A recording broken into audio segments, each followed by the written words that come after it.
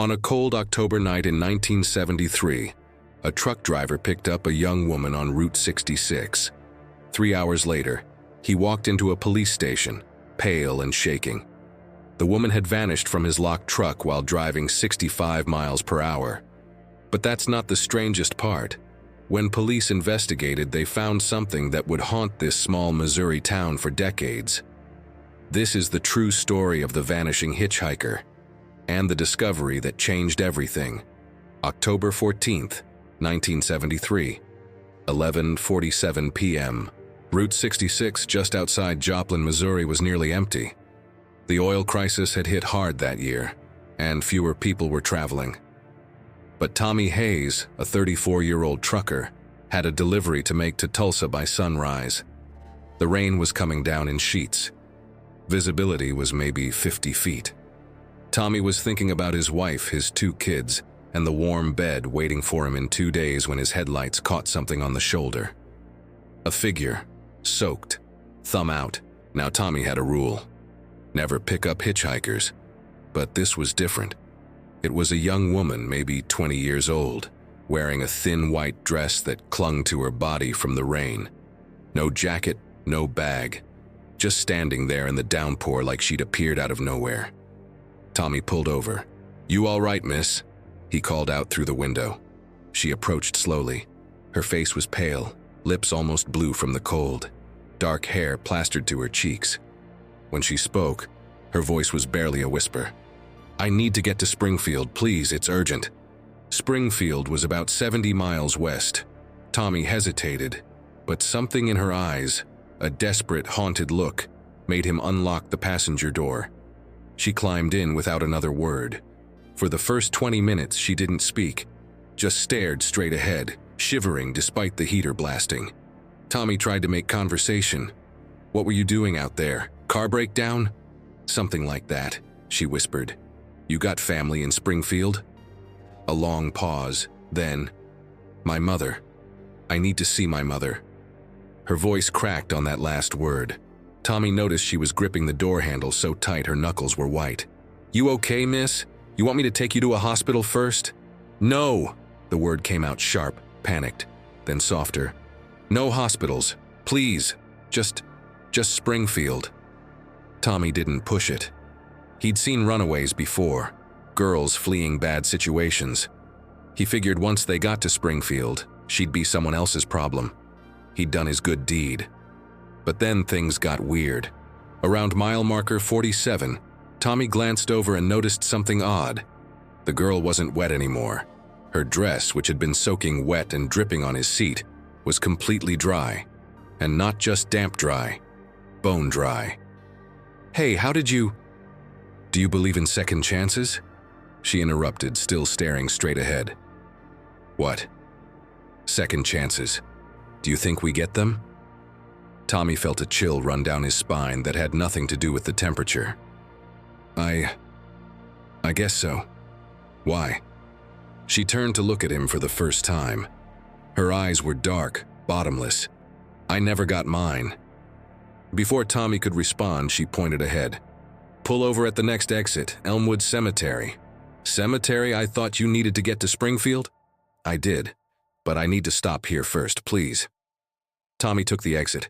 The cemetery gates were locked, but the girl seemed relieved just being near it. She closed her eyes and leaned back in the seat. "Thank you," she whispered. "You're a kind man, Tommy." He froze. "I never told you my name." But when he turned to look at her, the passenger seat was empty. The door was still locked from the inside. He'd heard no click, no whoosh of air. She was just gone. Tommy slammed on the brakes, truck skidding on the wet road. He checked the back of the cab, empty. He checked under the seat. Nothing. His heart was pounding so hard he thought it might burst. That's when he noticed something on the seat where she'd been sitting. A small, tarnished locket. With trembling hands, Tommy picked it up and opened it. Inside was a black and white photograph of a young woman, the same woman who'd been in his truck. Next to the photo was an inscription: Catherine Marie Downing, 1951 to 1972, forever young. Tommy's blood ran cold. Tommy drove straight to the Missouri State Police Barracks in Springfield. At first, the night officer thought he was drunk or crazy, but Tommy's hands were shaking so badly, his story so detailed and desperate, that Officer Frank Morrison decided to check it out. At dawn, they drove to Elmwood Cemetery with the locket. What they found would become one of Missouri's most documented paranormal cases. Catherine Marie Downing's grave was in the back corner of the cemetery, near the exit Tommy had pulled off at. She died exactly 1 year earlier, October 14, 1972, at age 21, hit by a drunk driver on Route 66, while trying to hitchhike home to see her dying mother. She'd been standing at the exact spot where Tommy picked up the girl, same white dress she'd been buried in, according to cemetery records. She never made it to Springfield, never got to say goodbye. But here's what made Officer Morrison's blood run cold. When they checked the cemetery log, they found 5 other reports over the past year. 5 different drivers who claimed to have picked up a young woman in a white dress on October 14th. Each time, she vanished from their vehicle near Elmwood Cemetery. Each time, they found a locket, the same locket. The cemetery groundskeeper, an old man named Earl, wasn't surprised. "She's looking for a ride home," he said quietly. "Every year on the anniversary, she's still trying to get to her mama." Officer Morrison dug deeper into Catherine's story, and what he uncovered was heartbreaking. Catherine had been a nursing student at Missouri State. On October 14, 1972, she'd received an urgent call. Her mother had suffered a massive heart attack and wasn't expected to survive the night.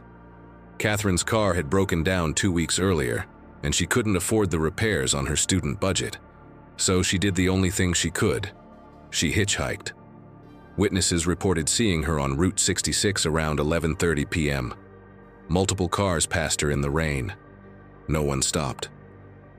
At 11:52 p.m., a drunk driver named Richard Mullins, going 80 in a 55 zone, struck Catherine and kept driving. She died instantly. Her mother died 2 hours later, never knowing why her daughter hadn't come. The locket had been Catherine's most precious possession, a gift from her mother containing both their photos. She'd been clutching it when she died. Richard Mullins was never caught. The case went cold. But the story didn't end there. Tommy Hayes became obsessed with Catherine's case. He spent months tracking down leads, following up on tips, pushing police to reopen the investigation. And in March 1974, his persistence paid off. Richard Mullins was arrested for another DUI in Oklahoma. Under questioning, he confessed to the 1972 hit and run. He'd been carrying the guilt for 18 months. He was sentenced to 15 years. After Mullins's conviction, something strange happened. The sightings stopped. Drivers no longer reported picking up a young woman in white on Route 66. The locket disappeared. Last seen in a police evidence locker, it vanished without explanation. Earl, the groundskeeper, said he visited Catherine's grave the morning after Mullins's sentencing. Fresh flowers had appeared overnight, white lilies, her mother's favorite. No one knew who left them. Tommy Hayes never picked up another hitchhiker. But every October 14th until his death in 2003, he'd drive out to Elmwood Cemetery and place a single white rose on Catherine's grave. She wasn't a ghost, he told a local reporter in 1985. She was a girl who just wanted to go home, and somehow, someway, she made sure justice was served. To this day, Route 66 researchers and paranormal investigators make pilgrimages to that stretch of highway. Some claim to see a figure in white on rainy October nights. Others say it's just shadows and imagination. But there's one detail no one can explain. In 1998, a highway crew was repaving Route 66 near the spot where Catherine died. They found something embedded in the old asphalt, a tarnished locket, crushed but still intact. Inside was a photograph of a young woman and an older woman, arms around each other, smiling. On the back was written, "Together forever." The locket is now displayed at the Route 66 Museum in Springfield, Missouri. Visitors say that on October 14th, if you hold it up to the light, you can sometimes see the photograph change. The two women in the picture are no longer separate. They're standing together. Finally home. The Vanishing Hitchhiker of Route 66 remains one of America's most documented paranormal cases.